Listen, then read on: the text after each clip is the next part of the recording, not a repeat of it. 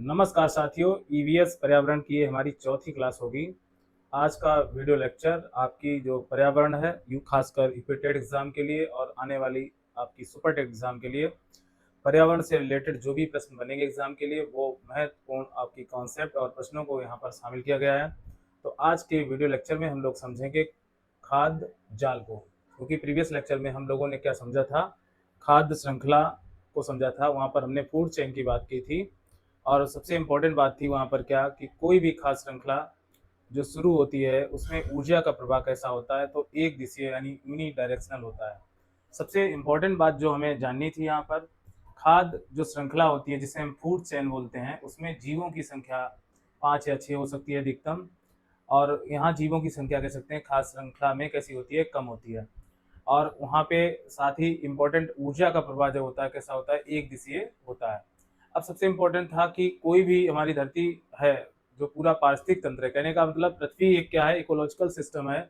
और उस पारिस्थितिक परितंत्र में मतलब जीव एक दूसरे पर निर्भर है, और कह सकते हैं कि शाकाहारी जीव किस पर निर्भर है, उत्पादकों पर, और उत्पादक किस पर आपके शाकाहारी पर कौन निर्भर है, तो मांसाहारी जीव। और मांसाहारी पर कौन निर्भर है, तो आप जानते हैं सर्वाहारी जीव निर्भर होते हैं। तो यहाँ तक हम लोगों ने कुछ इंपॉर्टेंट बात वहाँ पर समझी थी, उत्पादक को समझा था, साथ ही हम लोगों ने उपभोक्ता की बात की थी, अपघटक की बात की थी, और वहाँ पर हमने पोषी स्तर के बारे में स्पेशल बातें की थी। तो आज उसी से रिलेटेड हमारा नेक्स्ट टॉपिक है आपका खाद्य जाल। तो खाद्य जाल में क्या विशेष है, देखिए, खाद्य जाल एक जंगल की खाद्य श्रृंखला की अगर बात करें तो एक जंगल एक बड़ा इकोलॉजिकल सिस्टम है, और जिसमें बहुत सारे जीव पाए जाते हैं जो एक दूसरे पर निर्भर है, और उसमें जो ऊर्जा का प्रवाह है एक जीव से दूसरे जीव में लगातार बना रहता है। तो सबसे इम्पोर्टेंट जो हमारी पृथ्वी है उस पर जो खाद्य श्रृंखलाएं होती हैं, तो खाद्य श्रृंखलाओं से मिलकर क्या बनता है, तो खाद्य जाल। एक स्पष्ट और महत्वपूर्ण बात क्या है कि जो खाद्य जाल का निर्माण होता है वो किससे होता है, तो फूड चेन से। कई सारी जब खाद्य श्रृंखलाएं मिलती हैं वो आपस में मिलकर क्या बनाती हैं, तो वो आकर आपस में मिलकर एक खाद्य जाल बनाती हैं। क्या बनाती हैं, तो खाद्य जाल किससे मिलकर बना होता है, तो आपको पता है कि बहुत सारी खाद्य श्रृंखलाएं आपस में एक दूसरे पर निर्भर होती हैं और एक दूसरे से मिलकर बनी होती हैं। तो सबसे इम्पोर्टेंट बात यह है कि क्या खाद्य श्रृंखलाओं में भी उत्पादक होते हैं। सीधी और सिंपल बात है, क्योंकि पृथ्वी पर जो हमारे प्लांट्स हैं उन पर शाकाहारी जीव निर्भर हैं, और शाकाहारियों पर मांसाहारी, और मांसाहारी पर आपके सर्वाहारी जीव। तो सबसे महत्वपूर्ण फैक्टर ये है कि हमारी पृथ्वी पर जो जो प्लांट्स हैं, यानी ये सूर्य की ऊर्जा को क्या करते हैं, ग्रहण करते हैं और भोजन का निर्माण करते हैं। आपको हमने पिछले वीडियो लेक्चर में आपसे डिस्कस किया था। तो सन की अगर बात करते हैं तो सन एक इम्पोर्टेंट ऊर्जा का स्रोत हमारी पृथ्वी पर है, जिससे हमें लगातार ऊर्जा प्राप्त होती है। यहाँ पर पौधे क्या होते हैं, पौधे उस ऊर्जा को ग्रहण करके अन्य दूसरे विषमपोषी जीवों को वो ऊर्जा प्रदान करते हैं, क्योंकि पृथ्वी पर जो आपके प्लांट्स हैं वो क्या है, स्वपोषी हैं। ये महत्वपूर्ण बात याद रखिए, स्वपोषी कहे जाते हैं। इनके अंदर सूर्य के प्रकाश की जो ऊर्जा है उसको ये रासायनिक ऊर्जा में परिवर्तित कर देते हैं और भोजन का निर्माण करते हैं। तो इन्हें हम ऑटोट्रॉपिक कह सकते हैं। किसको, प्लांट्स को। धरती पर प्लांट्स क्या है, ऑटोट्रॉपिक हैं, और इन्हीं को हम क्या कह सकते हैं, इन्हीं पौधों को, जो जो भी पृथ्वी पर पौधे हैं वो हमारे उत्पादक कहलाते हैं। क्या कहलाते हैं, उत्पादक कहलाते हैं। और इसी को हम क्या कह सकते हैं, प्रोड्यूसर्स। याद रखना, प्रोड्यूसर्स कहते हैं। और जो प्रोड्यूसर्स पर निर्भर क्या है, तो शाकाहारी, मांसाहारी, सर्वाहारी हर तरह के जीव निर्भर हैं किस पर, तो पौधों पर निर्भर हैं। और ये सारे जीव क्या कहलाते हैं, विषमपोषी। तो देखिए यहाँ पर एक खाद्य जाल है जो कि एक जंगल की खाद्य श्रृंखला बोल सकते हैं। और फॉरेस्ट में आप जानते हो हर तरह के जीव जंतु चारों तरफ पाए जाते हैं। अब देखिए सबसे इंपॉर्टेंट बात, घास को खाने वाला हमारा क्या फैक्टर है, ग्रास ऊपर है। और ग्रास ऊपर को कौन खाएगा, तो ये आपका फ्रॉग लगा हुआ है। फ्रॉग को खाने वाला हमारा क्या है, स्नेक है। ठीक है। और स्नेक को कौन खाएगा, तो पीकॉक खाएगा। अब सबसे इंपॉर्टेंट, पीकॉक को भी कौन खा सकता है, तो शेर खा सकता है।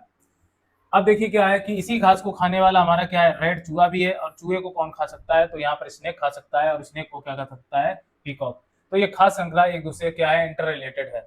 अब आप देखो, जैसे रैबिट की बात करें तो रैबिट को हॉक मतलब जो हमारा बाज होता है वो भी खा सकता है, और साथ में भेड़िया भी खा सकता है। कौन खा सकता है, भेड़िया भी खरगोश को खा सकता है। और खरगोश को डायरेक्टली आपका शेर भी खा सकता है। आपको याद रखना है, शेर भी खा सकता है। साथ ही बुल को कौन खा सकता है, लाइन खा सकता है। ठीक। अब यहाँ पर जो डियर हमारा हिरन है, आप सभी जानते हैं हिरन कैसा है, शाकाहारी जीव है। तो हिरन हुआ आपका, खरगोश हुआ आपका, टिड्डा और चूहे, ये सारे जितने भी आपको दिखाई दे रहे हैं ये हमारे क्या है, तो ये हार्बीवोर्स हैं, या क्या कहे जाएंगे, हार्बीवोर्स कहे जाएंगे। आपको याद रखिए हार्बीवोर्स वो जीव होते हैं जो केवल घास फूस पर निर्भर होते हैं, उन्हें हम क्या बोल सकते हैं, शाकाहारी जीव कह सकते हैं। तो शाकाहारी जीवों पर डिपेंड क्या है, मांसाहारी जीव। तो ये जो हमारे शाकाहारी जीव है इन्हें हम क्या बोलेंगे, प्राथमिक उपभोक्ता। क्या बोलेंगे, प्राथमिक उपभोक्ता बोलेंगे। तो याद रखना प्राथमिक उपभोक्ता, इन्हें क्या कहा जाएगा, प्राथमिक उपभोक्ता कहा जाएगा। और साथ ही आपको पता है कि जो इनको खाने वाले जीव हैं उन्हें हम कहेंगे द्वितीयक उपभोक्ता। क्या कहेंगे, द्वितीयक उपभोक्ता, द्वितीयक उपभोक्ता। और द्वितीयक उपभोक्ता जो है हमारे, वो इसमें इस कैटेगरी में कौन कौन से जीव आ रहे हैं, बाज भी आ रहा, भेड़िया भी आ रहा, ठीक।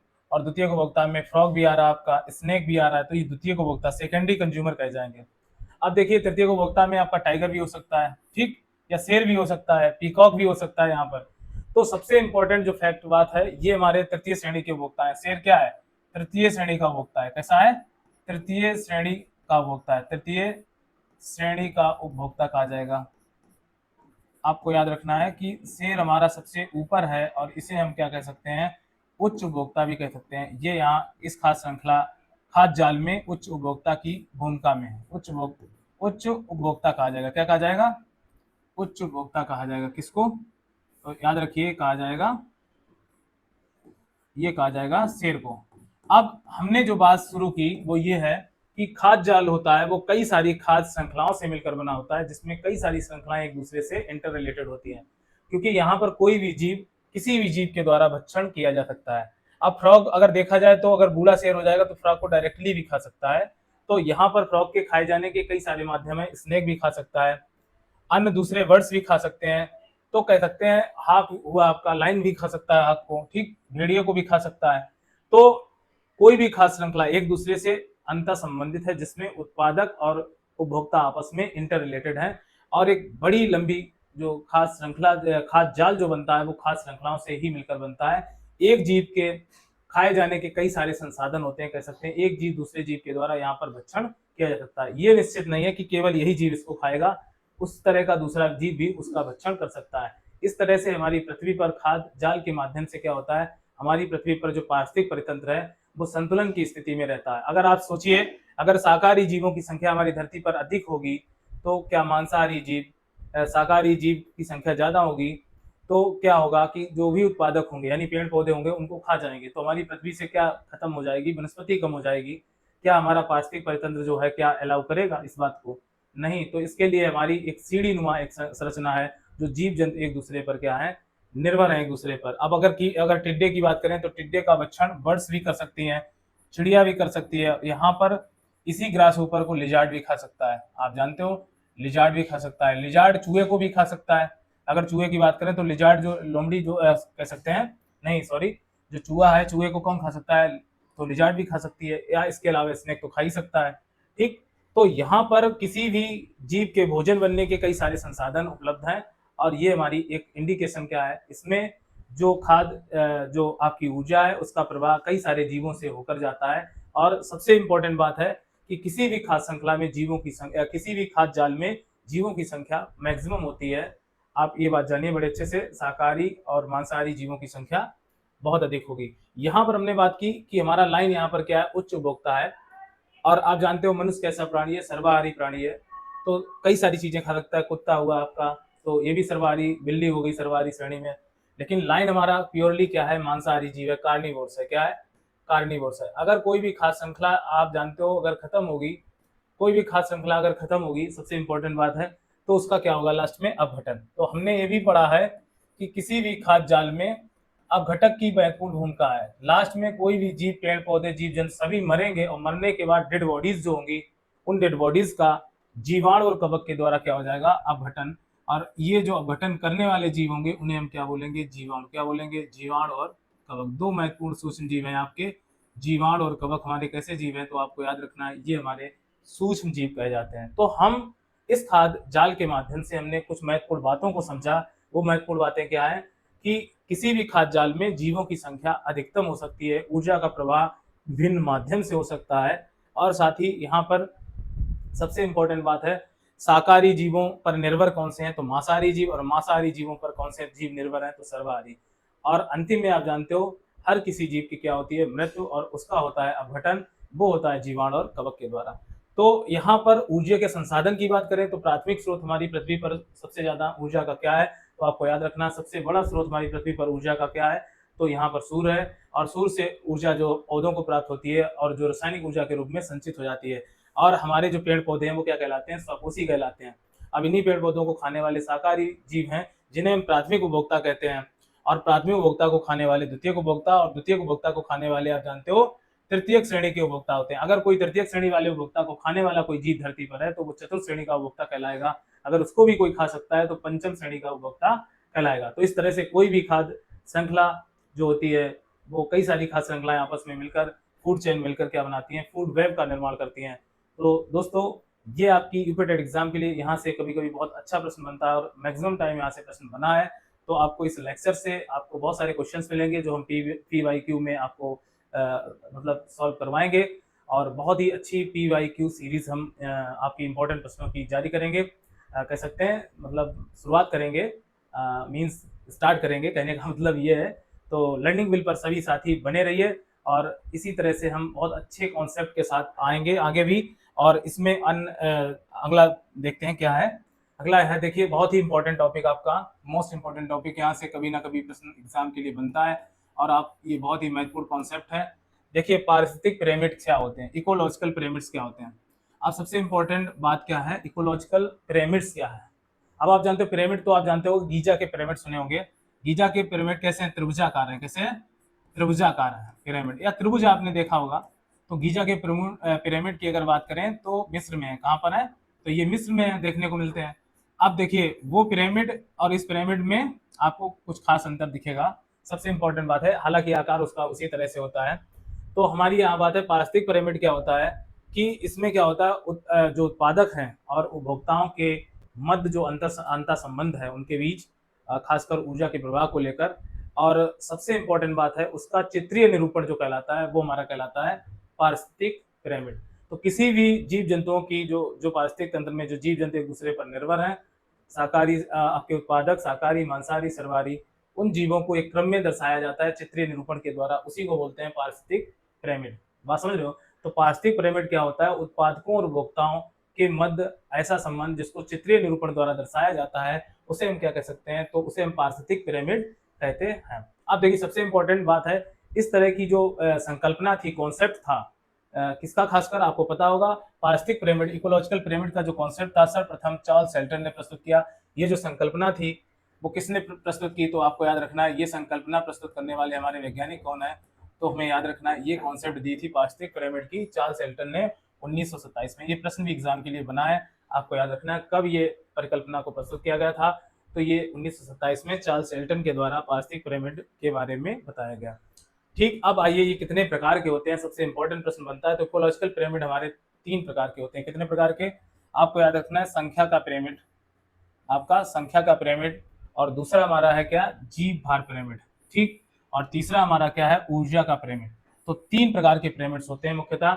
आपका संख्या का पिरामिड जिसे नंबर ऑफ पिरामिड बोलते हैं, दूसरा आपका सेकेंड आपका क्या है, जीव भार पिरामिड जिसे बायोमास पिरामिड कहते हैं, और साथ ही तीसरा हमारा क्या है, ऊर्जा का पिरामिड जिसे हम बोलते हैं एनर्जी ऑफ पिरामिड।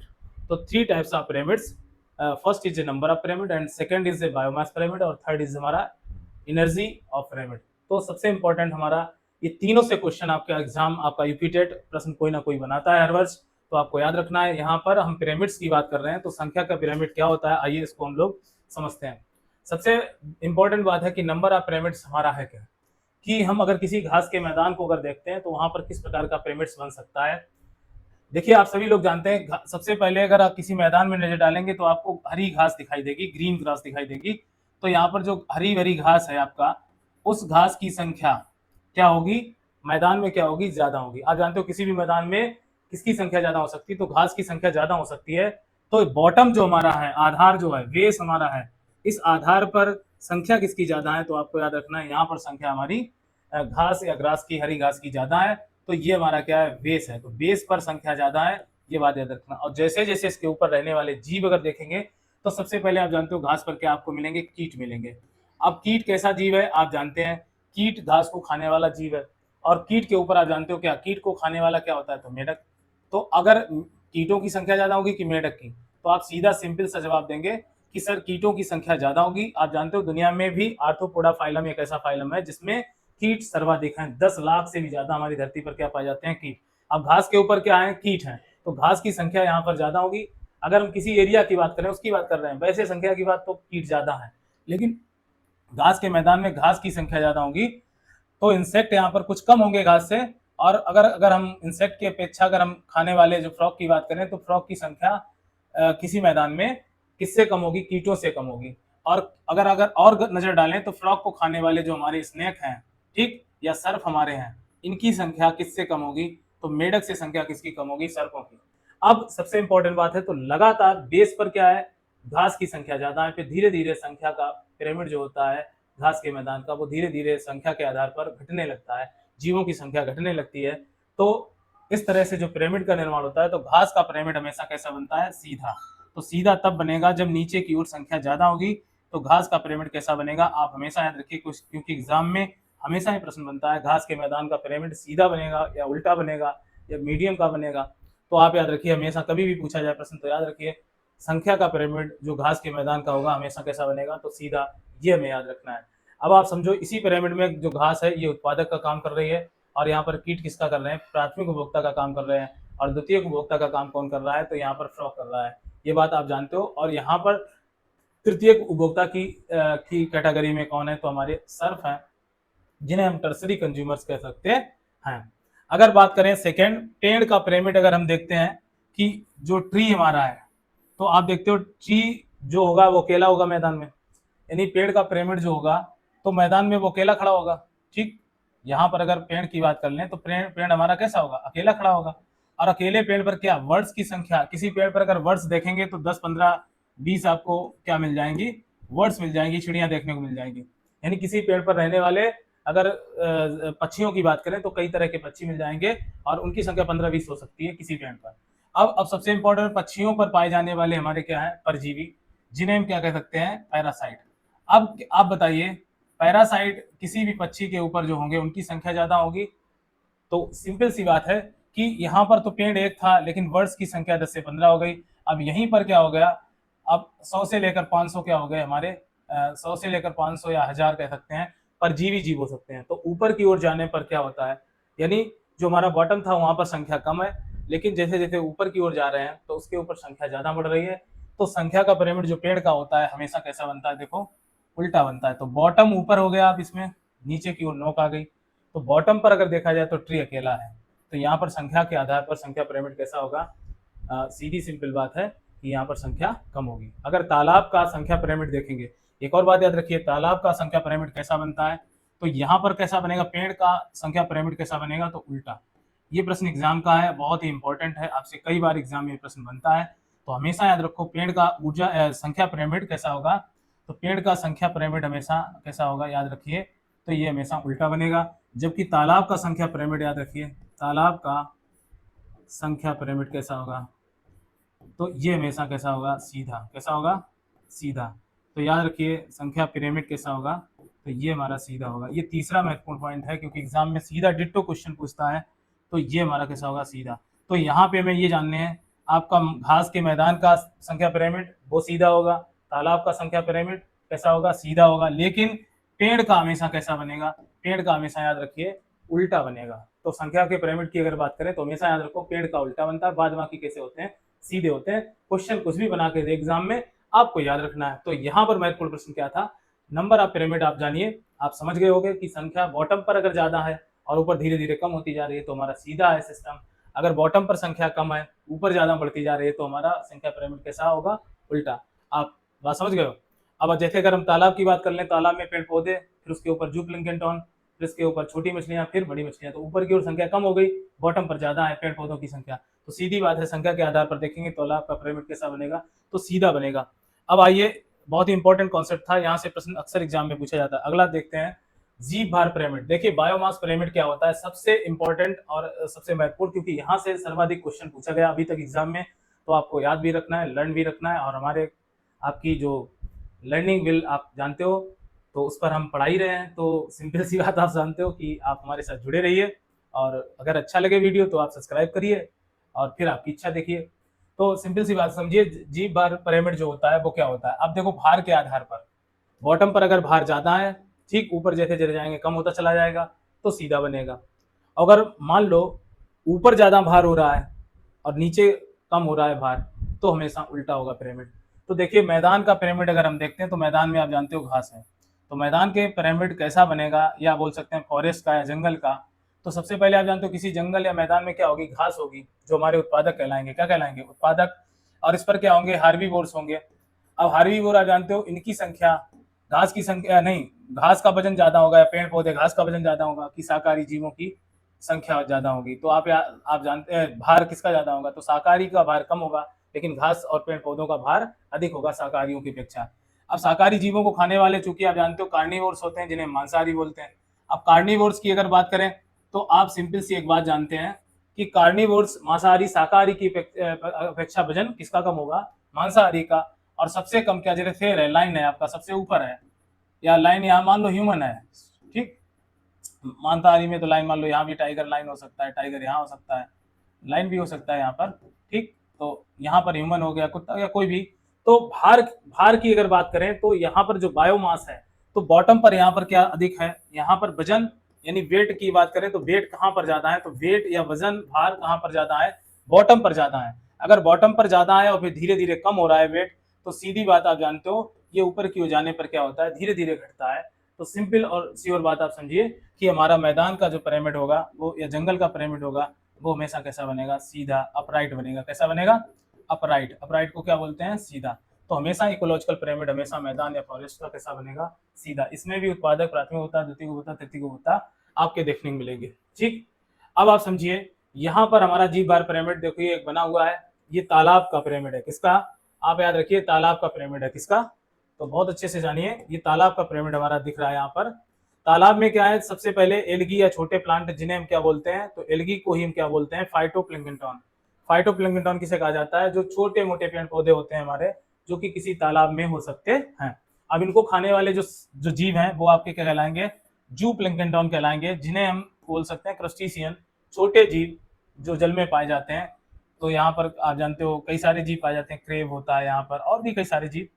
अब इनको खाने वाली क्या होंगी, छोटी मछलियां। तो छोटी मछलियां देखिए, जीव बार पिरामिड की बात हो रही, तो जीव बार पिरामिड देखो यहाँ पर जो भी मतलब तालाब के अंदर क्या होगा, छोटे मोटे पेड़ पौधे होंगे, उनकी भार कम होगा ना, ठीक। जो प्लैंक्टन उससे भी क्या होगा, भार थोड़ा ज्यादा होगा, क्योंकि वहां पर जीवों की संख्या बढ़ने लगी, भार बढ़ने लगेगा। फिर स्मॉल फिशेस कई सारी होंगी तो भार बढ़ेगा, और जाते जाते लार्ज फिश का वजन बहुत ज्यादा हो जाएगा। तो बॉटम पर यहाँ पर, यहाँ नीचे की ओर देख रहे हैं तो यहाँ पर जीव भार क्या है, कम है, लेकिन जैसे जैसे ऊपर की ओर अब उल्टा बॉटम बन रहा है, तो यहाँ पर जो जीव भार पिरामिड बनेगा, ये हमेशा याद रखिए तालाब का जो पारिस्थितिक पिरामिड होता है वो हमेशा कैसा बनता है, उल्टा। बहुत इंपॉर्टेंट क्वेश्चन है। तालाब की अगर बात करें तो तालाब का जीव भार पिरामिड कैसा होता है, तालाब का जीव भार पिरामिड अगर देखेंगे तो हमेशा देखिए, याद रखिए, हमेशा कैसा बनता है, उल्टा बनता है। कैसा बनता है, तो उल्टा बनता है, ठीक, नीचे की ओर उल्टा बनता है। कैसा बनता है, ठीक, अपराइट मीन्स होता है ऊपर की ओर, ठीक।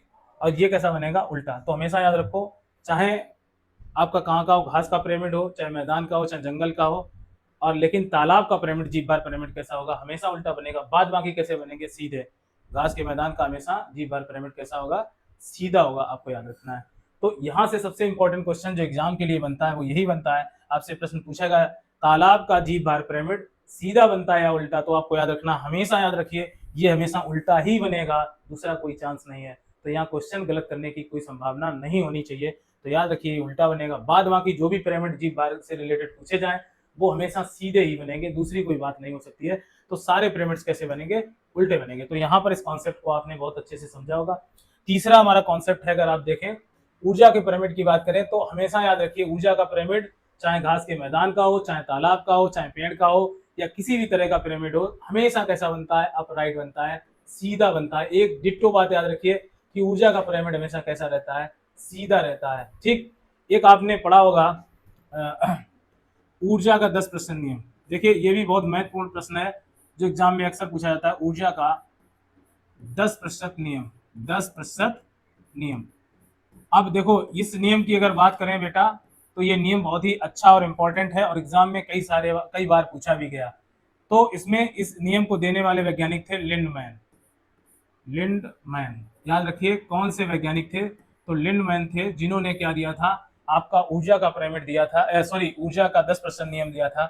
उनके अनुसार देखो, एक बात यहाँ पर थोड़ी क्लियर कर लेते हैं, हमेशा याद रखिए ऊर्जा का पिरामिड जो होगा हमेशा कैसा बनेगा, सीधा बनेगा। ये बात नहीं भूलनी है, बिल्कुल नहीं भूलनी है। आप हमेशा याद रखिए कि सीधा पिरामिड किसका बनेगा, एनर्जी का पिरामिड हमेशा कैसा रहेगा, अपराइट रहेगा। याद रखना कैसा रहेगा, अपराइट रहेगा। तो अपराइट हमेशा याद रखिए, ऊर्जा का पिरामिड हमेशा कैसा बनता है, सीधा बनता है। जबकि ऊर्जा के 10% नियम को किसने दिया था, तो लिंडमैन ने। कई बार एग्जाम में प्रश्न बना है। अब ये नियम क्या है, थोड़ा समझ लेते हैं। मान लो नीचे क्या है, हमारी ग्रास है। ग्रास मतलब आप जानते हो घास। ग्रास को खाने वाले क्या होंगे, कीट, जिन्हें हम क्या कह सकते हैं, इंसेक्ट। क्या बोल सकते हैं, इंसेक्ट बोल सकते हैं। इंसेक्ट को खाने वाले क्या हो गए, फ्रॉग। क्या हो गए, फ्रॉग। फ्रॉग को खाने वाले क्या हो गए, स्नेक। और स्नेक को खाने वाले क्या हो गए, आप जानते हो, हॉक। हॉक मतलब बाज। अब ये बात तुमने पढ़ी होगी बड़े अच्छे से, मतलब यहाँ इतना आप अगर बात करें तो ये बड़ा ही अच्छा प्रश्न आपके लिए है। अब देखो, मान लो ये सूर्य है हमारा। सूर्य क्या दे रहा है, ऊर्जा दे रहा है। अब सूर्य से जो ऊर्जा आ रही, मान लो यहाँ पे कितने, ये हमारे पौधे हैं, घास है या पेड़ पौधे हैं, मान लो, ठीक। प्लांट भी कह सकते हैं यहाँ पर, प्लांट मतलब पौधे या ट्री वगैरह, ठीक। अब ये ऊर्जा सूर्य से आ रही, मान लो 1 लाख कैलोरी, किलो कैलोरी ऊर्जा, कितनी, 1 लाख किलो कैलोरी ऊर्जा सूर्य ने दी। लेकिन पौधे कितना ग्रहण करेंगे, तो यहाँ पर 1 लाख का ये 10,000, कितना, 10,000। हमेशा याद रखिए 10% की क्या होगी, यहाँ पर हमेशा क्या होगा, इसका 10% लॉस होता चला जाएगा। क्या होता चला जाएगा, 10%। अब आप देखो, जो 1 लाख किलो कैलोरी ऊर्जा थी, अब उसका कितना, 10,000 किलो कैलोरी ऊर्जा बची, 10वां भाग बचा, कितना, 10वां, यानी 90% ऊर्जा यहाँ पर क्या हो गई, लॉस हो गई।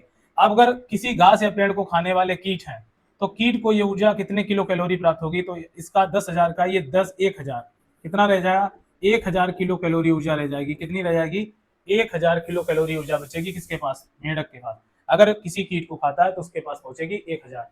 अगर हम ये कहें फ्रॉग को खाने वाला सर्प हमारा है, और सर्प को ऊर्जा कितनी मिलने वाली है, तो अब 10% के आधार पर ये 100 मिलेगी, 100 किलो कैलोरी मिलेगी। कितनी मिलेगी, 100 किलो कैलोरी उसके पास ऊर्जा मिलेगी। किलो कैलोरी ऊर्जा किसके पास है, ये हमारी सर्प के पास। अगर सर्प को खाने वाला हॉक है, मतलब बाज है, तो अंतिम में हमारा क्या है, अंतिम उपभोक्ता क्या है, तो अंतिम उपभोक्ता हमारा चतुर्थ श्रेणी का क्या है, देखो, प्रथम श्रेणी का उपभोक्ता, द्वितीय श्रेणी का, तृतीय श्रेणी का, चतुर्थ श्रेणी का।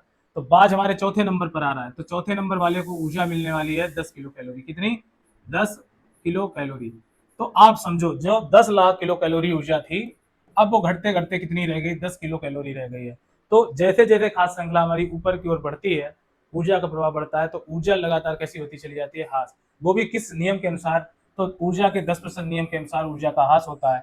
और अंतिम जो उपभोक्ता होता है या टॉप कंज्यूमर होता है, उसको सबसे कम ऊर्जा प्राप्त होती है सूर्य की।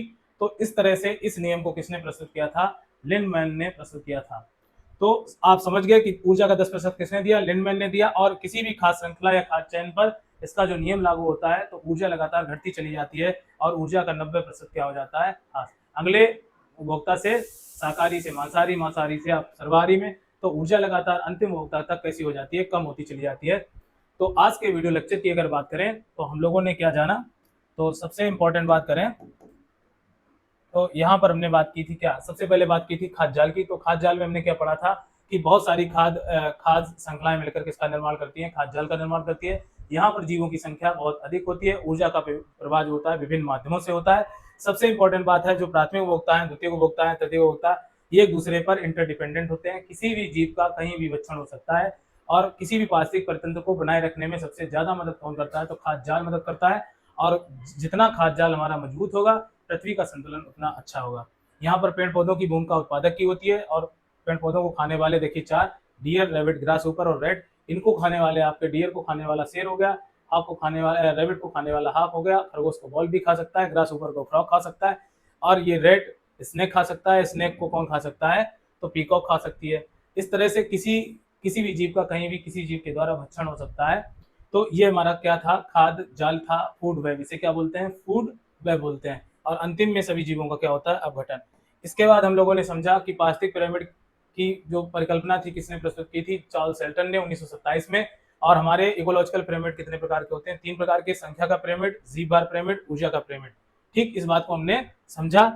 अब आइए समझते हैं संख्या का पिरामिड जो होता है, हमेशा याद रखिए पेड़ का हमेशा उल्टा बनता है, और बाद बाकी चाहे घास के मैदान का हो या तालाब का हो, हमेशा संख्या का पिरामिड कैसा बनता है, सीधा बनता है।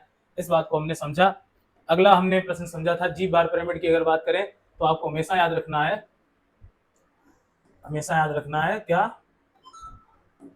तो यहाँ पे देखो पिरामिड लिखा था, अरे सॉरी, यहाँ पर बायोमास लिखा है, क्या लिखा है, बायोमास। ठीक, ठीक। अब देखो सबसे इंपॉर्टेंट बात, जी बार पिरामिड में हमने क्या जाना, वन का, अगर जी बार पिरामिड देखें, घास के मैदान का देखें, तालाब का देखें, तो तालाब का हमेशा जी बार पिरामिड कैसा बनता है, उल्टा बनता है। जबकि आप अगर किसी भी पिरामिड की बात करें, चाहे घास के मैदान का, वो हमेशा सीधा बनता है। ये बात हम लोगों ने जानी। इसके बाद ये जाना हम लोगों ने, ऊर्जा का पिरामिड हमेशा घास और तालाब का हमेशा कैसा बनता है, सीधा बनता है। और यहाँ पर हमने सबसे अंतिम में जाना ऊर्जा का 10% नियम किसने दिया, तो लिंडमैन ने दिया था।